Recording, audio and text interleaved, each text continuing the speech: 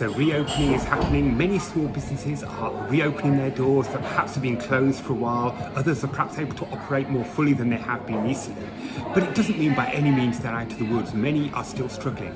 So at FSB, we're launching the My Hidden Gems campaign, an opportunity for you to show some love to those small businesses in your area and give them some support.